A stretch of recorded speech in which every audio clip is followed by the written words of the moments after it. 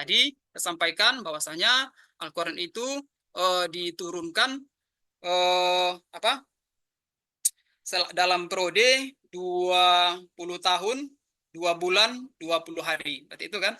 Ada seorang profesor dari Universitas Harvard itu mengatakan seperti ini, teman-teman semua. Mungkin ini bisa menjadi pengingat juga bagi kita semua, bukan hanya bagi saya, bukan bagi teman-teman, justru bagi saya juga. Artinya seperti ini. Al-Quran itu diturunkan di Mekah dan Madinah itu selama 20 tahun, 2 bulan, 22 hari. Mengapa? Sehingga ini jadi apa namanya? Jadi pertanyaan bagi seorang profesor di Universitas Harvard itu. Kenapa 2 tahun, 2 bulan, 22 hari? Ternyata setelah diteliti masyarakat Madinah dan masyarakat Mekah itu setelah 2 tahun, 2 bulan, 20 hari itu, maka dampaknya yang kita lihat itu sampai sekarang. Munculnya peradaban Islam yang menjadi rujukan bagi kita umat Islam yang ada di seluruh dunia.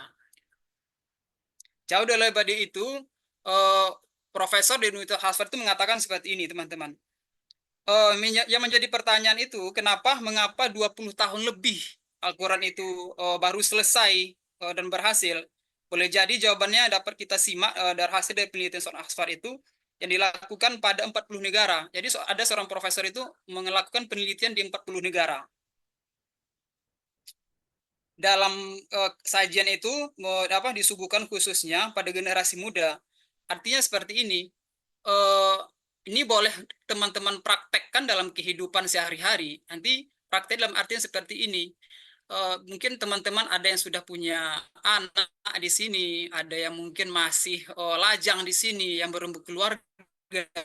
Dalam artian uh, mempraktekkan nilai-nilai kebaikan di dalam kehidupan ini, menerapkan nilai-nilai Al-Qur'an yang kita fahami dalam Al-Qur'an itu dalam kehidupan kita. Kemudian nanti coba lihat hasilnya 20 tahun ke depan.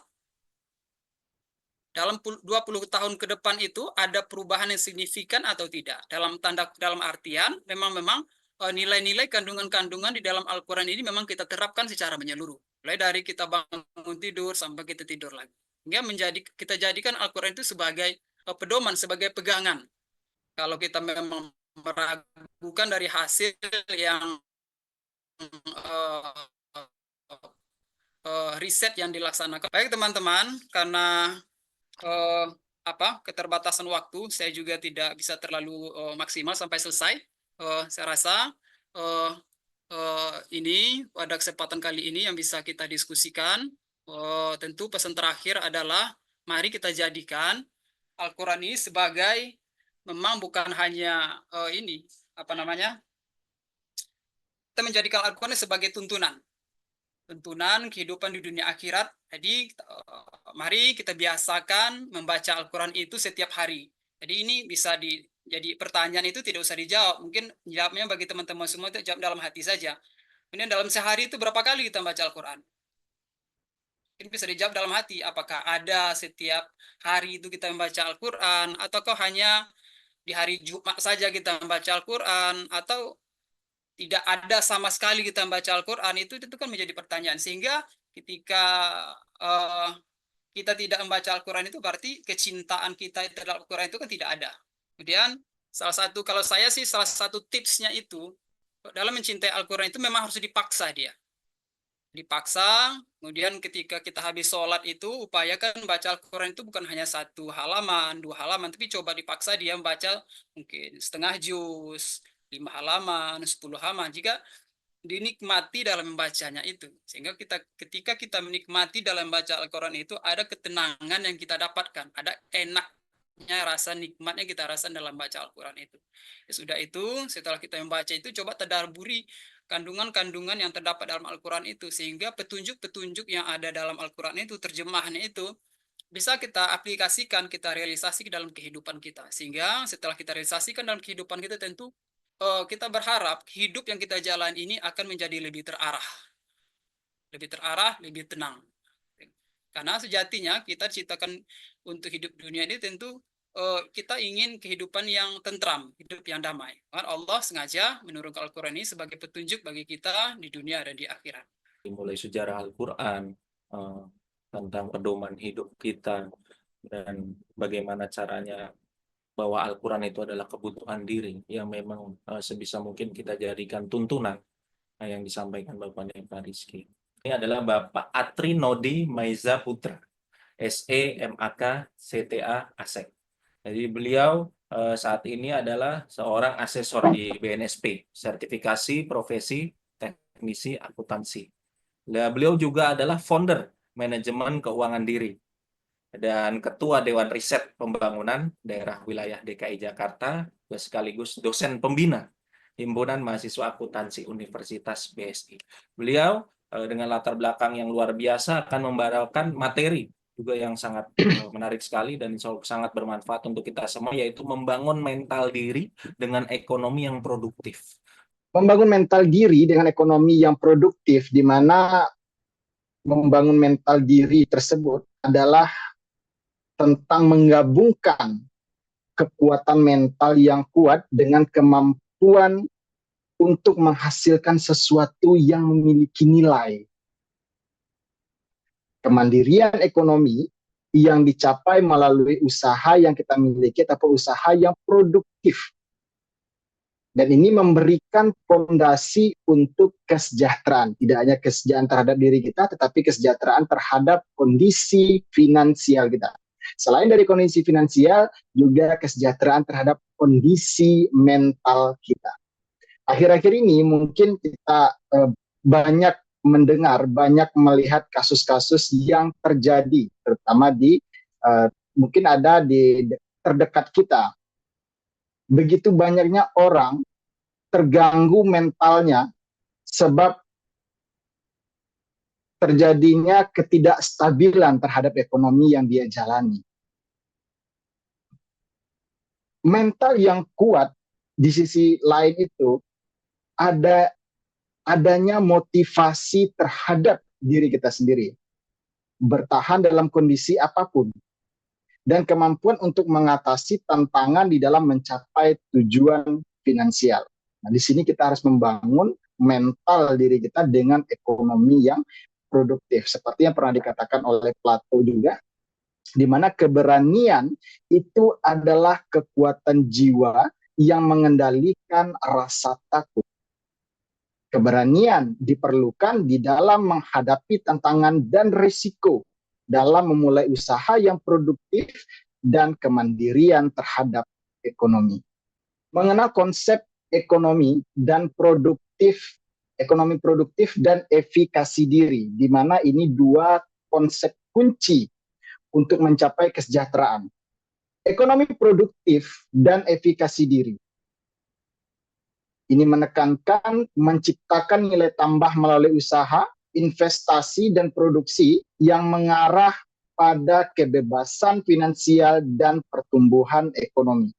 Sedangkan efikasi diri, di sisi lain, merupakan kepercayaan diri di dalam kemampuan untuk mencapai tujuan dan mengatasi tantangan yang akan kita hadapi. Yang sangat penting untuk keberhasilan dan dalam aktivitas ekonomi yang produktif, kedua konsep ini saling memperkuat dan menciptakan siklus positif menuju kemandirian dan kesejahteraan terhadap perekonomian ataupun kondisi finansial. Pentingnya membangun mental diri. Pentingnya membangun mental diri yang kuat dengan menekankan 3 aspek utama.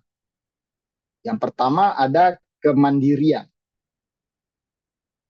Yang kedua ada ketahanan. Dan yang ketiga ada keberanian.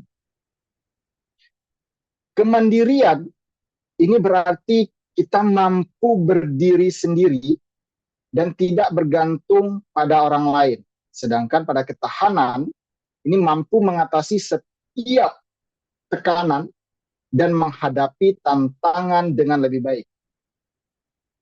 Sedangkan keberanian diartikan sebagai kemampuan untuk mengambil resiko dan mengejar mimpi dengan penuh tekad. Ketiga elemen ini saling berkaitan dan membentuk satu fondasi mental yang kokoh untuk menghadapi berbagai situasi hidup atau tantangan kehidupan. Seperti yang dikatakan oleh Nelson Mandela, keberanian itu bukanlah ketiadaan rasa takut, tetapi kemenangan atas rasa takut itu sendiri. Artinya, keberanian yang sejati bukan tidak adanya rasa takut terhadap di dalam diri kita, tetapi kita mampu mengendalikan dan mengatasi rasa takut untuk atau di dalam mencapai tujuan. Tantangan yang akan kita hadapi di dalam membangun mental diri. Di dalam kehidupan kita pasti mengalami semua hal ini, baik itu masalah maupun kondisi finansial kita sendiri. Termasuk saya sendiri ya sudah menjalani hidup lebih dari 30 tahun. Saat ini usia saya sudah menjalani ke 31, artinya sudah lebih dari 30 tahun. Saya sudah menjalani hal ini semua, mulai dari kesehatan mental, kemudian lanjut dengan kondisi ekonomi dan finansial. Dan alhamdulillahnya sekarang memang saya sudah merasakan baik dari sisi kondisi finansial dan kesehatan mental, alhamdulillah sekarang sudah mulai membaik karena seiring dengan adanya motivasi di dalam diri untuk tetap bangun, untuk tetap jalan dan untuk tetap bergerak. Tantangan yang akan kita hadapi di dalam membangun mental diri, khususnya di dalam konteks ekonomi, 3 tantangan utama yang akan kita alami. Yang pertama, rasa kurang percaya diri. Ditandai dengan perasaan yang tidak mampu dan takut akan kegagalan. Yang kedua, ketiadaan motivasi yang membuat seseorang itu sulit memulai dan melanjutkan usahanya karena ketiadaan motivasi terhadap dirinya. Sulitnya seseorang itu untuk bangkit, sulitnya seseorang itu untuk menjalani kehidupannya seperti biasa sedia kala karena ketiadaan motivasinya. Akhirnya dengan hasutan setan dan yang lain-lain, sehingga beralihlah pikiran ke hal yang tidak diinginkan. Nah, ini yang sering terjadi dan ini yang banyak terjadi di lingkungan kita. Dan yang ketiga, ketidakpastian ekonomi. Ini merupakan sebuah kekhawatiran akan masa depan dan kondisi ekonomi yang tidak menentu. Ketiga faktor ini saling berkaitan dan dapat menghambat perkembangan mental yang kuat dan upaya menuju kemandirian ekonomi. Kenapa? Karena pikiran kita selalu berpikir atas ketidakpastian terhadap ekonomi. Karena kekuatan pikiran itu, jika motivasi telah dibangun di dalam diri, tetapi pikiran kita akan berpikir atas ketidakpastian ekonomi di masa yang akan datang. Terutama teman-teman yang paham tentang akuntansi seperti fund fact sheet, naik turunnya perekonomian, pasti teman-teman akan mengerti dan paham terhadap siklus dari naik turunnya perekonomian di dalam suatu negara. Langkah-langkah di dalam membangun mental diri. Di sini ada 4 langkah di dalam membangun mental diri. Yang pertama, kenali diri, yaitu memahami potensi dan kelemahan yang kita miliki. Karena banyak orang itu mungkin melihat kalau ada sebuah istilah atau peribahasa, gajah di pelupuk mata tidak kelihatan, tapi semut di seberang lautan justru lebih kelihatan. Ini yang banyak terjadi pada saat sekarang ini. Kita sendiri tidak mengenali siapa diri kita sendiri, apa yang kita punya. Bahkan sebenarnya kita memiliki kelebihan dan kekuatan yang luar biasa. Tapi kita tidak tahu itu ada di dalam diri kita. Maka kita harus mengenali terlebih dahulu siapa diri kita. Yang pertama. Seperti Socrates pernah berkata, kenali dirimu sendiri dan kamu akan mengenali alam semesta dan para dewa.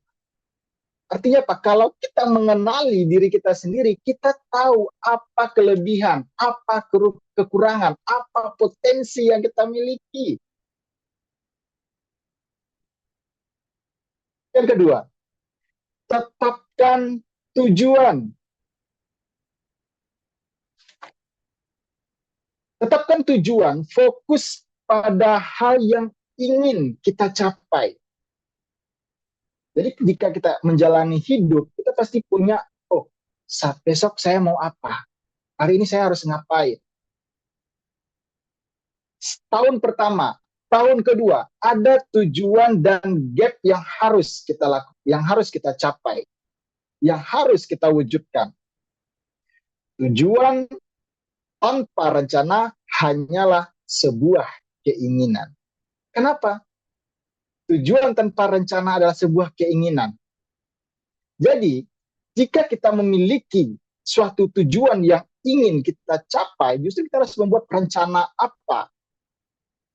Artinya, ada visi yang harus kita capai dan diuraikan di dalam misi yang akan kita kerjakan.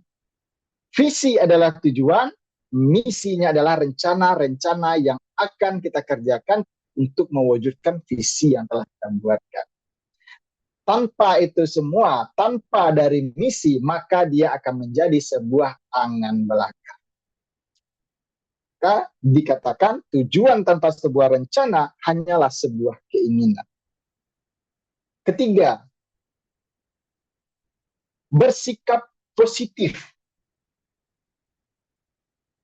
Selalu melihat sisi baik dari setiap situasi. Jadi apapun itu yang terjadi, apapun itu yang akan kita alami, pasti ada sisi baiknya. Mungkin saat ini beberapa waktu yang lalu kita menjalani melalui situasi yang tidak kita inginkan. Cukup ambil apa sisi positif dari hal itu. Oh, pernah gagal. Apa sisi positifnya? Gagalnya di bagian apa? Maka banyak orang mengatakan, terutama pengusaha-pengusaha yang sudah sukses itu selalu mengatakan, pengalaman yang paling berharga di dalam hidup adalah sebuah kegagalan. Kenapa? Karena dia bisa belajar dari kegagalan itu sendiri. Tidak selalu berpikir ataupun bersikap positif dari setiap situasi yang kita alami.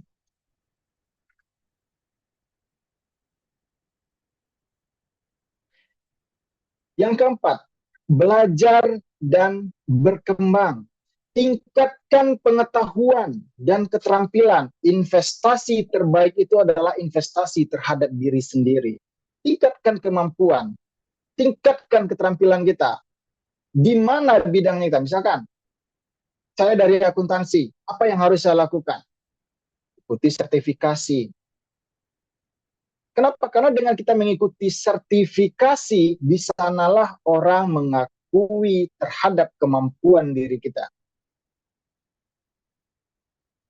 Sebenarnya meskipun kita itu mampu, saya yakin teman-teman di akuntansi itu semuanya pasti mampu membuat laporan keuangan. Tapi kalau teman-teman tidak tersertifikasi, diakui kemampuan teman-teman miliki itu, nggak ada artinya.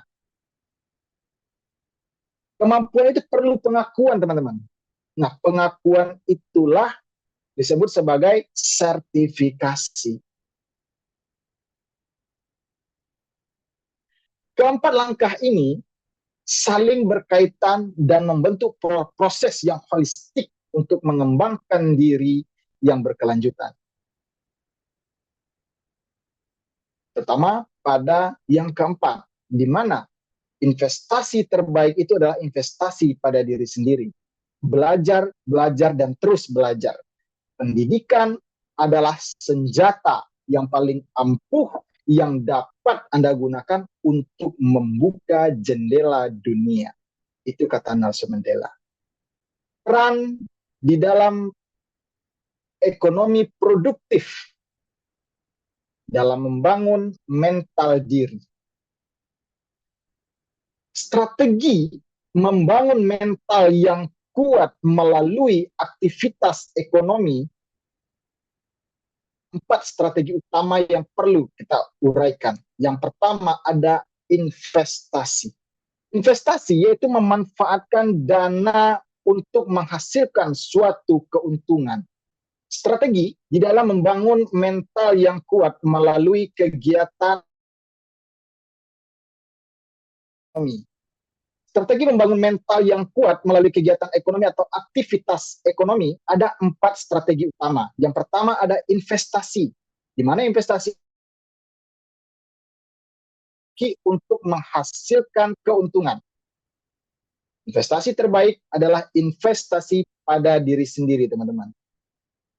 Dan yang kedua, berwirausaha, yaitu membangun bisnis dan menciptakan lapangan pekerjaan.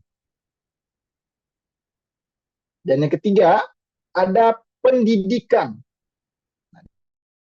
Meningkatkan keterampilan dan pengetahuan yang kita miliki. Nah, saat ini teman-teman sudah pada lulus, mungkin yang akan lulus dari, sebelum teman-teman lulus dari program studi baik itu akuntansi, manajemen, ataupun yang lainnya, usahakan tersertifikasi. Kenapa? Karena itulah yang akan mendampingi dari ijazah teman-teman. Dan jangan lupa untuk aktif di dalam organisasi. Karena ketika teman-teman itu diwawancara, yang ditanya itu bukan tentang perkuliahan berapa IPK yang kamu dapatkan, tetapi bagaimana kemampuan leadership, kemampuan di dalam penyelesaian masalah, kemampuan di dalam mengelola suatu organisasi, kemampuan di dalam membangun leadership. Ini yang akan ditanya oleh para rekruter terhadap teman-teman. Ada sebuah peribahasa mengatakan yang mana IPK yang tinggi itu hanya mampu mengantarkan kita pada panggilan wawancara. Tapi kemampuan leadership, kemampuan terhadap pemecahan masalah, kemampuan manajemen strategi pengelolaan organisasi, inilah yang akan mengantarkan kita pada masa depan. Tergantung teman-teman mau memilih yang mana. Kesuksesan bukanlah kunci terhadap kebahagiaan. Kebahagiaan itu adalah kunci terhadap kesuksesan. Kesuksesan itu bukan kunci terhadap kebahagiaan, melainkan kebahagiaan kunci daripada kesuksesan. Kenapa? Karena kita mencintai apa yang kita lakukan, dan itulah bisa. Dan yang terakhir ada networking. Membangun hubungan yang baik dengan orang lain atau memperluas jaringan yang kita miliki. Kenapa? Karena ini akan membuka peluang kita di dalam suatu organisasi. Networking itu bukan tentang siapa yang Anda kenal, tetapi tentang siapa yang mengenal Anda dan mempercayai terhadap diri Anda. Itu dia networking. Jadi ketika kita membangun suatu jaringan atau suatu hubungan dengan orang lain, bukan tentang siapa yang kita kenal, tetapi tentang siapa yang mengenali kita, tentang siapa yang percaya terhadap kita, dan tentang siapa yang ingin untuk mendengarkan apa yang kita katakan. Karena tidak semudah itu membuat orang itu percaya akan ide dan keinginan kita, teman-teman. Keempat strategi ini yang saling berkaitan atau yang saling terkait dan dapat memperkuat satu sama lain di dalam membangun mental yang tangguh dan mencapai suatu kemandirian ekonomi dan finansial. Penyampaian tentang materi bagaimana cara kita untuk membangun mental diri di tengah era yang saat ini. Tadi bagaimana disampaikan bahwa nanti tidak ditanya eh, apa saja hasilnya kuliah, tapi lebih ke koneksi, pengalaman tadi yang disampaikan oleh Pak Atri, yang saya sedikit menyimak tadi. Saya boleh menyimpulkan bahwa link kita aktif di ortom, di organisasi, itu bisa menjadi jalan kita nanti ke depan bila ingin kita membangun ekonomi yang produktif. Ibu Unaimah Sanaya MAG.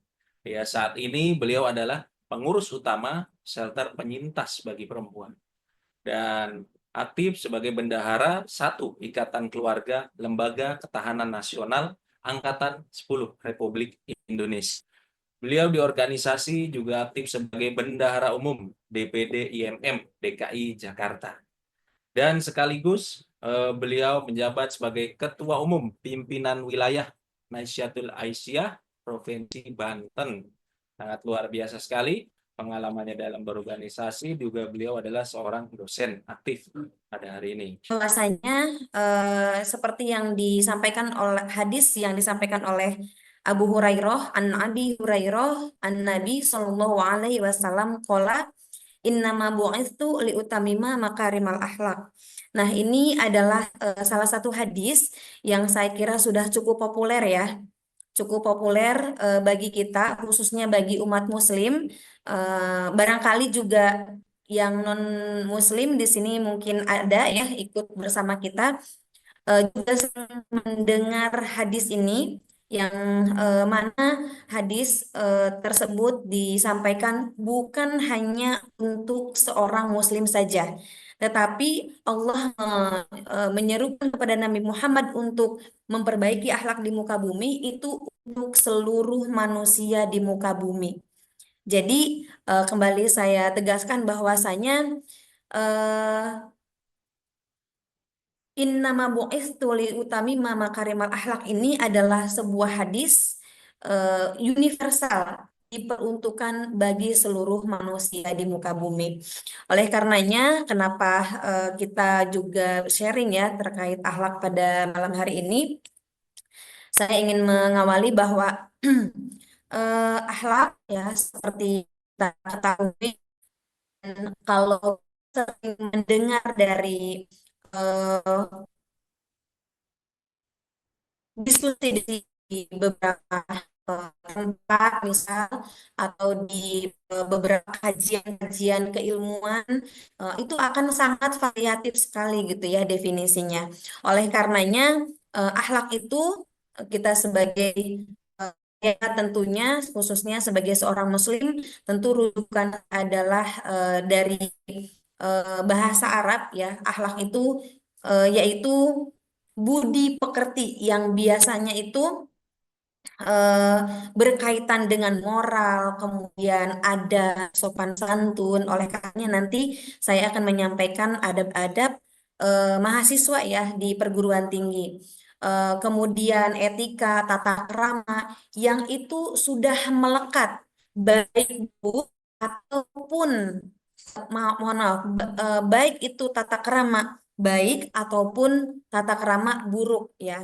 Jadi adab moral baik atau buruk yang melekat terhadap diri sebagai seorang manusia, maka itu disebut dengan akhlak. Jadi dia terpatri, terpatri di dalam dirinya, kemudian menjadi karakteristik. Nah, di kesempatan yang karakteristik sebagai seorang agama Muslim kita memiliki berbagai macam gitu ya, sehingga karakteristik ini akan menjadi ciri ya seorang Muslim itu seperti apa gitu ya karakteristiknya. Apakah misal dia cukup mampu untuk memberikan memberikan contoh gitu ya, memberikan apa uswah ya, uswah untuk masyarakat yang lain, maka ketika itu sudah menjadi karakteristik maka itu akan disebut dengan akhlak. Tentunya akhlak ini adalah moral-moral yang biasa kita lakukan sehari-hari gitu ya. Jadi itu menjadi kebiasaan kita di dalam beraktivitas sehari-hari. Nah, di dalam kamus agama Islam, akhlak itu disebut kebiasaan-kebiasaan gitu ya. Di mana dalam surat Al-Qalam ayat 4, A'udzubillahi minasyaitonirrajim, Bismillahirrahmanirrahim, wa innaka la'ala kulli azim, yang artinya sesungguhnya engkau benar-benar berbudi pekerti yang agung. Tentu sumber kita agama Islam sampai demikian ya, karena eh, saya sebagai seorang muslim tentu rujukan primer saya yaitu Al-Quran yang tadi juga sudah disampaikan oleh beberapa narsum. Nah, saya selanjutnya yaitu konsep dasar akhlak. Nah, saya mengutip dari berbagai cendekiawan muslim, dari berbagai ulama. Tentunya kita sudah asing lagi kepada Imam Al-Ghazali. Menurut beliau, akhlak ialah sifat yang tertanam dalam jiwa yang menimbulkan ancaman. Tadi ada 4 tokoh, yaitu yang pertama Imam Al-Ghazali, kemudian Abdul Hamid Yunus, Abu Bakar Zabir Al-Jaziri, dan yang terakhir Ahmad Amin.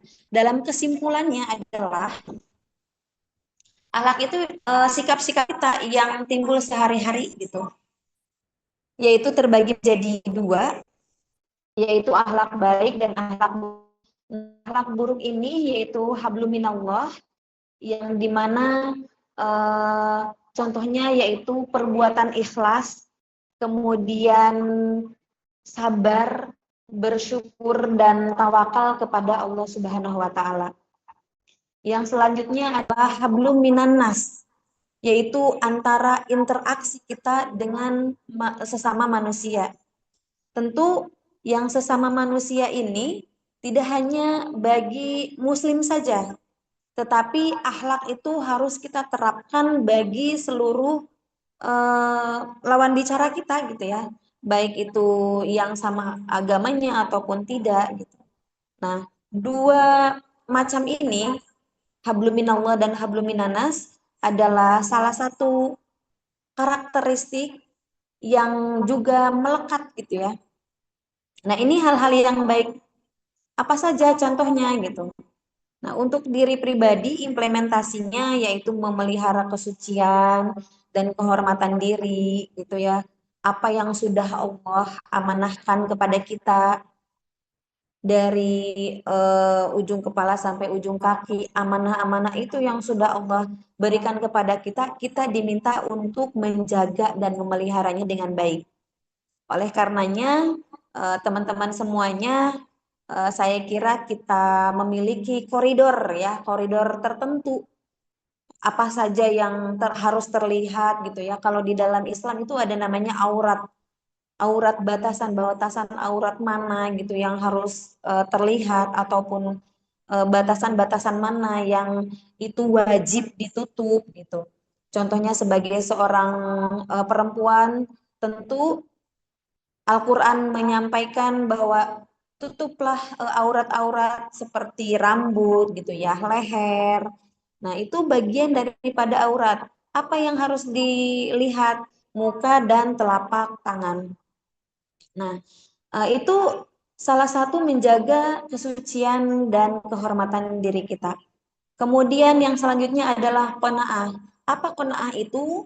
Yaitu menerima segala pemberian Allah. Allah memberikan kita postur tubuh yang sedemikian lengkap begitu ya, itu perlu disyukuri. Qanaah yang dimaksud adalah pemberian-pemberian dari Allah itu disyukuri. Di luaran sana sekarang kita melihat bahwa ada perempuan yang sengaja gitu ya merubah dirinya menjadi laki-laki gitu ya. Kemudian karakteristiknya berubah, kemudian bahkan gitu di organ dia ganti dengan berbagai teknologi yang sekarang sudah canggih. Nah, ketika dia merubah itu berarti dia sudah tidak aman kepada qanaah yang Allah katakan kepada hambanya. Dia ingkar dan tidak menerima implementasi akhlak dalam membentuk peradaban itu ada 4 poin ya. Yang pertama akhlak dalam keluarga, yaitu membentuk karakter anak. Ketika kita sebagai seorang atau sebagai seorang ibu, nah kita perlu membentuk karakter anak. Ketika kita sudah diberikan amanah menjadi sebagai seorang ibu, tentu kita perlu menjadi namanya kesuksesan diri ini dalam pembentukan akhlak. Kita memberikan maksimal dalam peran kita sebagai anak kita maksimalkan, peran kita sebagai ibu kita maksimalkan, peran kita sebagai mahasiswa yang saat ini kita jalani kita maksimalkan. Dengan apa? Dengan keteguhan hati dalam menerapkan akhlak kepada diri kita. Oleh karenanya, ada adab-adab yang saya kutip gitu ya, adab mahasiswa di perguruan tinggi Muhammadiyah khususnya, tentu kita sudah mengetahui bersama bahwa Muhammadiyah adalah salah satu organisasi besar yang memiliki perhatian yang sangat serius terhadap pendidikan anak bangsa. Nah, tentu adab mahasiswa di perguruan tinggi ini akan menjadi dasar dan akan menjadi rujukan setiap mahasiswa-mahasiswa yang kuliah di perguruan tinggi Muhammadiyah. Apa saja itu? Yang pertama, adab terhadap diri sendiri. Adab terhadap diri sendiri ini yang pertama menjaga kebersihan jiwa dan hati. Tidak boros dan tidak berlebih-lebihan. Kemudian dia mampu bertanggung jawab dan disiplin terhadap diri sendiri tentunya.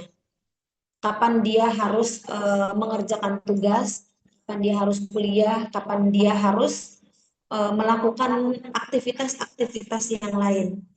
Dia atur, dia manage gitu. Kemudian dia harus sabar, tangguh, dan bekerja keras. Untuk apa? Untuk menjadi mahasiswa tangguh itu tidak serta-merta atau ujuk-ujuk langsung bisa gitu ya. Tetapi itu perlu step by step menjadi orang yang sabar, menjadi orang yang tangguh. Oleh karenanya tadi akhlak itu harus diimplementasikan setiap hari sehingga dia menjadi karakter. Kemudian menjauhi sifat sombong dan berpakaian rapih dan bersih. Itu adab terhadap diri sendiri, pribadi khususnya. Kemudian adab dalam mencari ilmu. Apa saja dalam adab-adab dalam mencari ilmu? Yang pertama, tidak membatasi dalam mengambil sumber. Ketika kita belajar, kita terbuka. Jadi tidak hanya apa yang menurut dan kemudian posisi kita di masyarakat sebagai anggota masyarakat. Gitu. Sekali menyampaikan materi tentang akhlak cerminan diri, akhlak cerminan kesuksesan diri. Bagaimana membangun kesadaran untuk mengubah pola pikir konsumtif menjadi produktif. Terima kasih. Apa contoh nyata di mana akhlak yang baik berkontribusi pada kesuksesan seseorang dalam karir ataupun bisnis? Bagaimana cara membangun mentalitas positif dan disiplin dalam mengelola keuangan pribadi untuk mencapai tujuan ekonomi produktif? Bagaimana sih cara membangun kepercayaan diri dalam berwirausaha dan bagaimana cara mengembangkan mentalitas positif dalam menghadapi persaingan ekonomi. Silakan. Pada zaman yang sudah modern ini, dan banyaknya anak-anak Gen Z, menurut Bapak, cara atau motivasi apa agar kita sebagai anak Gen Z ini selalu senantiasa membaca Al-Quran untuk setiap harinya? Karena kan terkadang Oke, iman baik. kita naik turun dan menyepelekan bacaan Al-Quran tersebut. Pertama yang menarik ini dari Siti Azizah. Bagaimana membangun kesadaran dalam kesadaran diri kita di dalam membangun pola pikir yang positif. Seperti itu, Mas Danang, benar ya? Betul, Kalau saya ketinggalan. betul. Ya. Betul. Nah, membangun kesadaran diri kita untuk membangun pola pikir yang positif. Jadi gini Aziza, Betul. mungkin Aziza sendiri pernah mengalami yang mana siklus kehidupan kita itu seperti gelombang radio. Di mana gelombang radio itu selalu mengalami ada pasang surut dan ada pasang naiknya. Baik.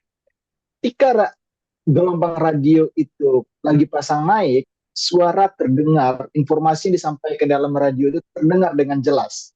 Ketika gelombang radio itu mengalami pasang surut, bahkan sedikit suara pun dari radio itu tidak terdengar sama sekali. Sama halnya dengan kehidupan yang kita jalani setiap hari. Nah, pernah juga orang berkata, hidup itu seperti sebuah roda pedati. Terkadang kita berada di atas, terkadang kita berada di bawah. Nah, ketika kita berada di bawah, disinilah kita memunculkan sebuah pemikiran yang positif. Ada apa di balik hal ini? Ada apa di balik hal ini? Sehingga saya berada di paling bawah. Bahkan kita sendiri merasa berada di paling bawah. Nah, dengan hal itu, apa yang harus kita lakukan ketika kita mengalami hal yang seperti itu? Nah, disinilah mental kita diuji. Mampu nggak kita menjalani ketika kita menghadapi masalah seperti itu? Jika diri kita sendiri memiliki motivasi yang tinggi terhadap apa yang ingin kita capai, karena kita setiap manusia itu pasti punya tujuan terhadap kehidupan. Teman-teman sendiri saja kuliah saat ini pasti punya tujuan. Nggak mungkin teman-teman itu kuliah hanya sekedar untuk kuliah toh. Pasti ada tujuannya. Ada yang tujuan untuk mencari pekerjaan, ada tujuan untuk berwirausaha, ada tujuan untuk menyenangi orang tua, dan macam-macam dari tujuan teman-teman untuk menjalani kuliah. Selama kuliah sendiri, saya yakin teman-teman pasti mengalami banyak masalah di dalam perkuliahan. Apakah teman-teman bisa tetap termotivasi dalam menyelesaikan perkuliahan teman-teman itu dari awal sampai akhir? Berapa banyak kasus-kasus yang kita dengar, banyak mahasiswa-mahasiswa itu yang tidak sanggup menjalani kehidupan, belum lagi masalah kehidupan di dalam dirinya sendiri, menggoncangkan, menggoyahkan mentalnya. Ada berapa banyak mahasiswa-mahasiswa yang mengakhiri kehidupannya karena mentalnya tadi yang terganggu, jiwanya yang sudah kena. Bagaimana cara kita untuk membangun pola pikir yang positif? Tetap pada tujuan yang jelas dan telah kita ukur kemampuannya. Ketika menghadapi masalah itulah kita kembali kepada Sang Khalik selaku pencipta.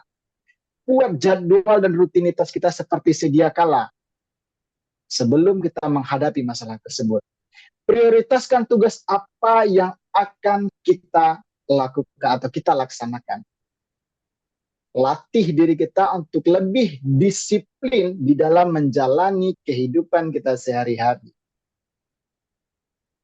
Setiap pagi, motivasi diri kita sendiri, berdiri itu di depan kaca, lihat diri kita, mau jadi apa kamu ke depan?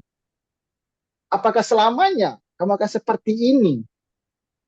Lihat diri kita, katakan kepada diri kita sendiri.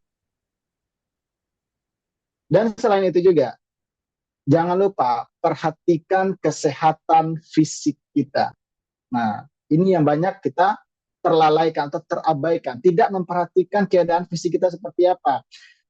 Sudah disiplin, sudah melaksanakan tugas seperti biasa, sehingga masalah-masalah yang terjadi sebelum-sebelumnya hilang. Begitu, tapi lupa memperhatikan kesehatan dirinya, bahkan kesehatan mentalnya sendiri. Ini yang lupa kita. Jadi teman-teman, jika hal itu berhasil kita lakukan, rahasia keberhasilan itu bukanlah sesuatu yang ajaib. Itu adalah hasil dari persiapan, kerja keras, belajar dari kegagalan, dan tidak pernah menyerah. Ini dikatakan oleh Colin Powell. Jadi rahasia keberhasilan itu bukanlah sesuatu yang ajaib.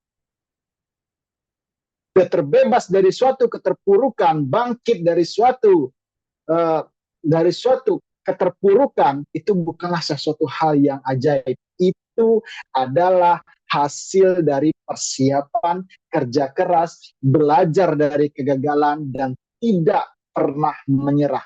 Ungkapkan itu pada diri kita, berdiri sendiri di depan cermin, katakan pada diri kita sendiri. Itu pemaparan dari saya, Siti Azizah. Baik, baik. Yang kedua, siapa? Dari Muhammad Wapi. Muhammad Wapi, betul. Ya, mungkin tadi sudah saya menyinggung juga bagaimana cara kita untuk membangun mental yang disiplin untuk menciptakan ekonomi yang produktif. Ekonomi produktif, Pak. Iya.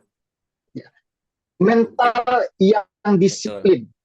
Mental yang disiplin itu adalah latih dirimu sendiri. Latih diri kamu sendiri untuk menjadi disiplin. Jika diri kamu sudah disiplin, maka mentalmu akan mengikuti mental yang disiplin. Bagaimana untuk menciptakan ekonomi yang produktif, ekonomi yang memiliki nilai tambah, baik dari sisi finansial maupun dari sisi kehidupan kita sendiri.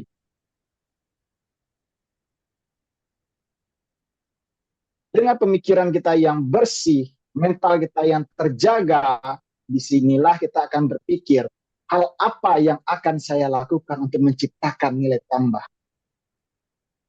Hal apa yang harus saya lakukan? Karena kehidupan kita itu tidak cukup dengan aktif income.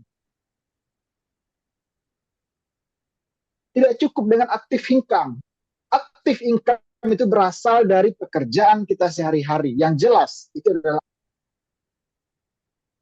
selain itu kita juga memikirkan pasif income-nya dari mana.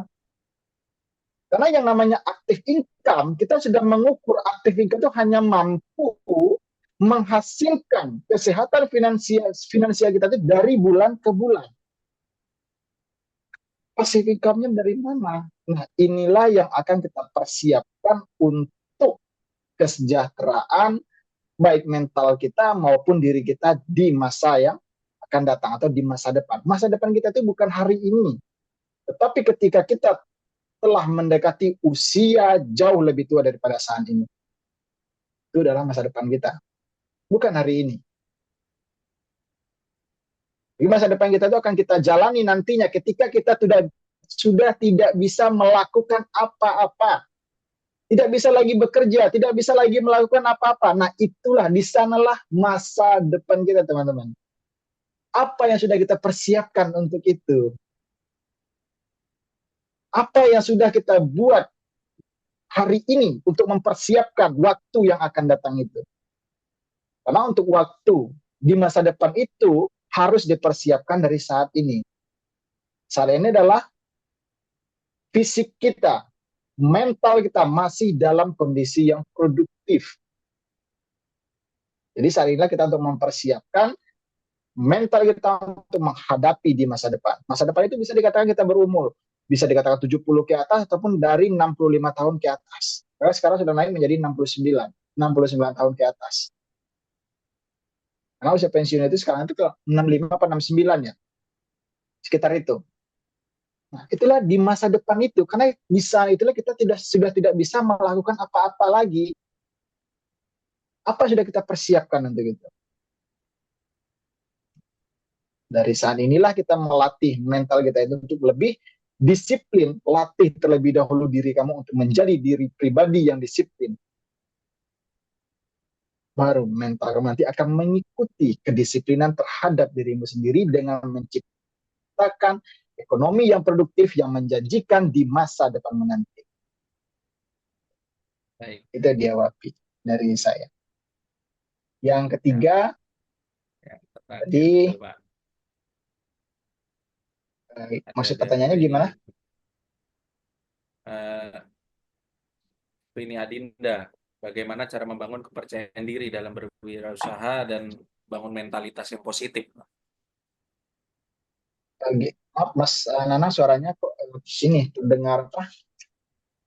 Bagaimana cara membangun kepercayaan diri dalam berwirausaha dan membangun mentalitas positif?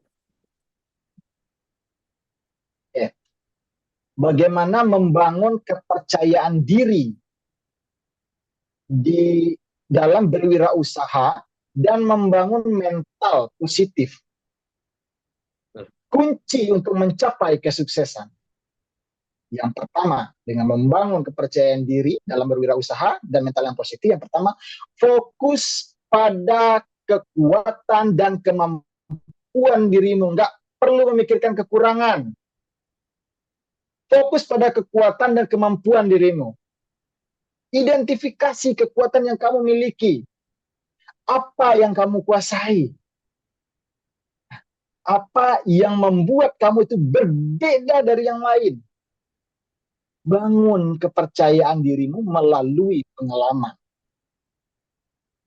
Mungkin mulai dengan hal-hal yang kecil. Kembangkan keahlian yang kamu miliki. Yang pertama, fokus pada kekuatan. Fokus pada kemampuan yang kamu miliki saat ini. Dilihat, identifikasi satu persatu. Yang kedua, bangun mental yang positif. Gimana caranya? Ucapkan. Tadi sudah saya sampaikan juga. Berikan ucapan afirmasi yang positif terhadap dirimu sendiri.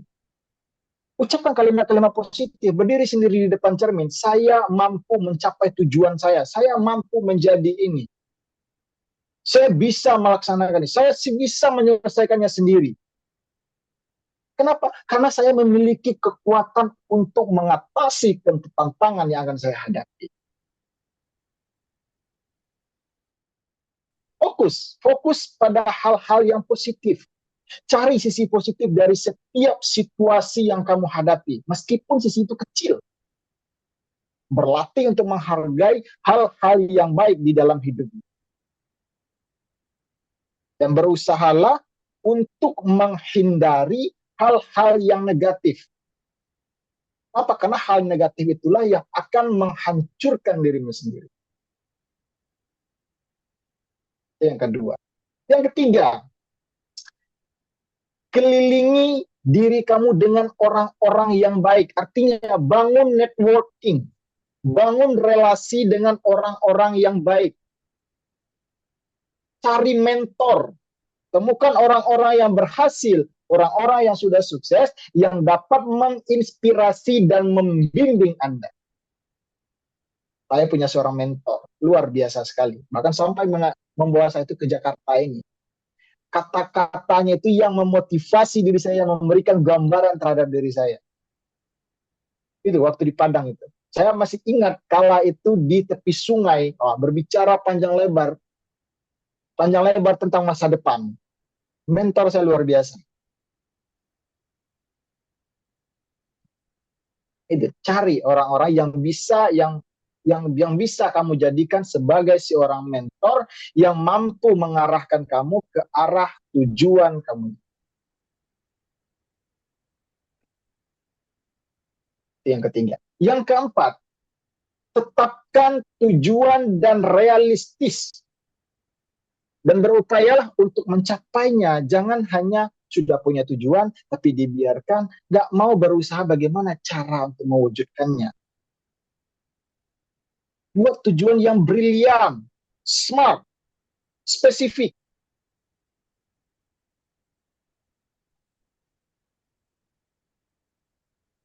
keempat. Yang kelima, Baik.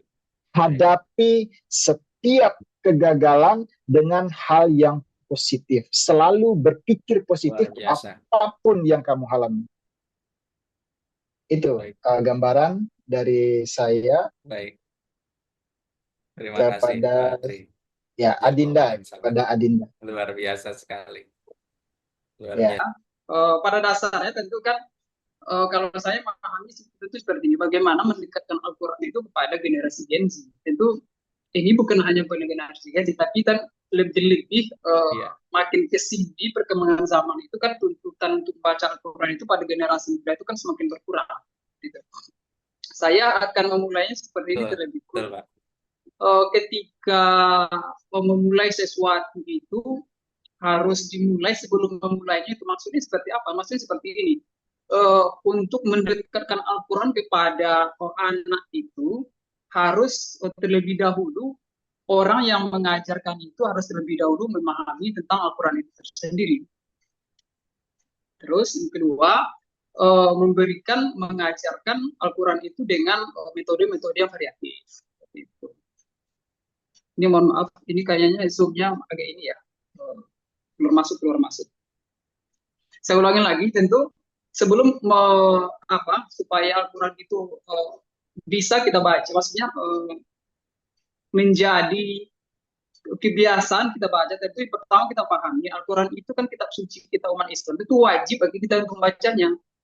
Bagaimana supaya kita wajib untuk membacanya? Seperti saya bilang tadi itu, sebelum kita membaca Al-Quran, pahami dulu sebelum kita membacanya itu apa ini Al-Quran ini sebagai kebutuhan bagi saya kah atau bagaimana? Apakah dengan membaca Al-Quran ini memberikan impact jangka panjang bagi saya dalam hidup ini atau tidak? Dan saya meyakini tidak Al-Quran ini akan menjadi penolong bagi saya nanti di akhir atau tidak. Tentu motivasi itu akan muncul bagi kita. Tentu sebagai umat muslimah yang Al-Quran itu dititipkan kepada kita, itu wajib bagi kita menjaganya, sehingga motivasi untuk menjaganya itu harus muncul bagi kita dengan menjaga itu, dengan salah satunya membacanya. Tadi saya menyebutkan ini, sebelum mengajarkan sesuatu itu tentu jauh sebelum itu tentu kita harus mempersiapkan itu dulu. Saya mengilustrasikan seperti ini. Sebelum kita mendidik generasi itu menjadi generasi Qurani, pilih terlebih dahulu calon utama yang akan membimbing generasi-generasi. Contoh gimana? Contoh ilustrasinya, kita ingin menyiapkan generasi kita itu generasi cinta Al-Quran. Jauh sebelum itu, mungkin ini Mas Nanang udah nikah, kalau saya belum tahu nih.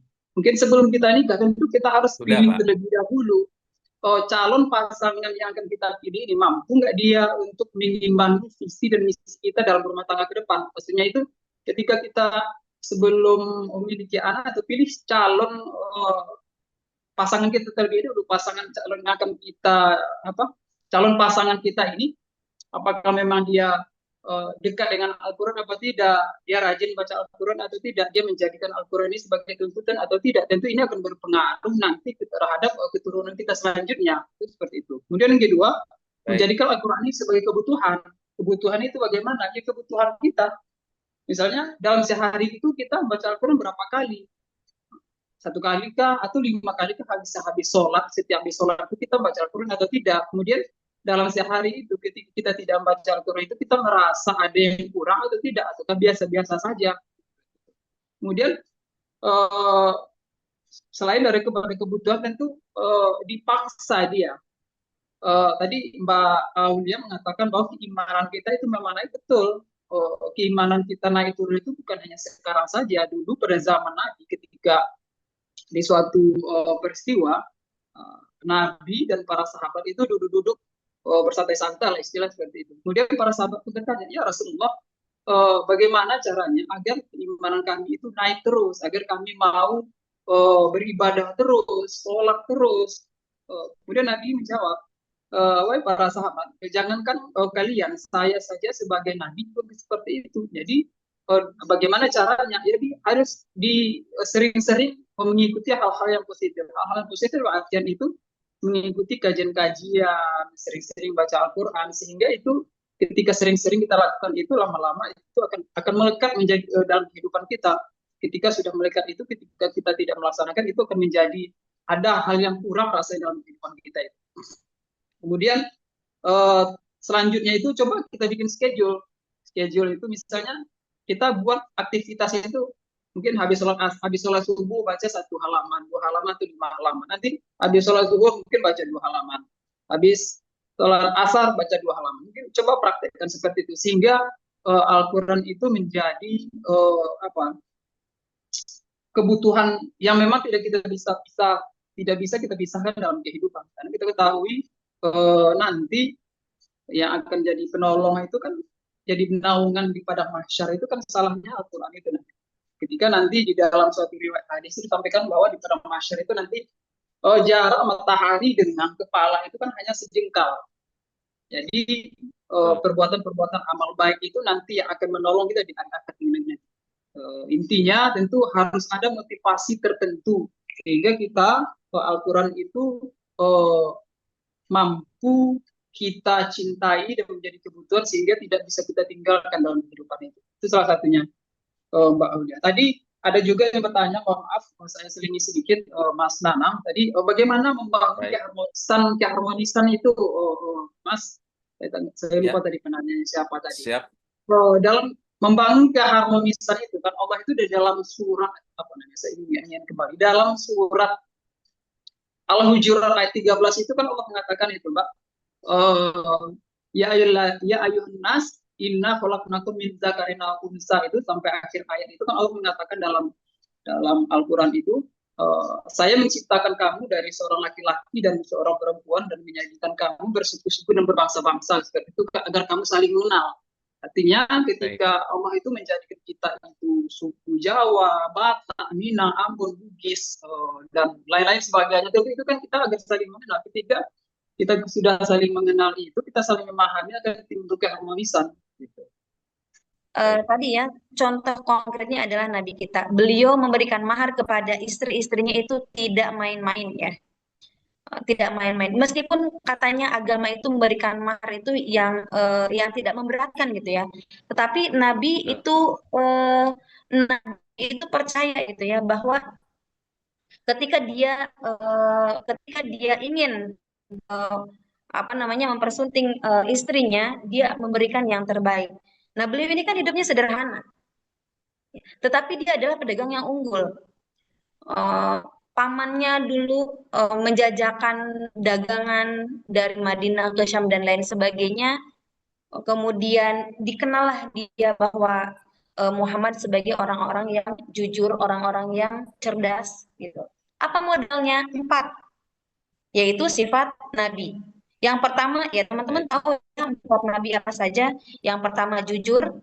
Bagaimana caranya kalau misalnya menjadi karyawan, menjadi wanita karir atau laki-laki yang berkarir, menjadi pengajar, menjadi pengusaha, tetapi dia tidak jujur, tidak ada modal, ya, tidak ada modal. Modalnya hanya 4. Modal Nabi hanya 4. Yang pertama jujur, kedua amanah, diberi tanggung jawab sebagai panglima perang, diberi tanggung jawab sebagai pemimpin negara, diberikan tanggung jawab sebagai Nabi. Nabi itu amanah dalam menjalankan tugasnya sesuai dengan koridor-koridor saja, gitu ya. Sesuai dengan koridor-koridornya saja. Kemudian yang selanjutnya fatonah, ya, cerdas. Tentu yang berdagang harus cerdas. Dia tahu mana yang untung, mana yang rugi. Nah, tapi juga harus dalam koridor-koridor tertentu. Bagaimana dia mengambil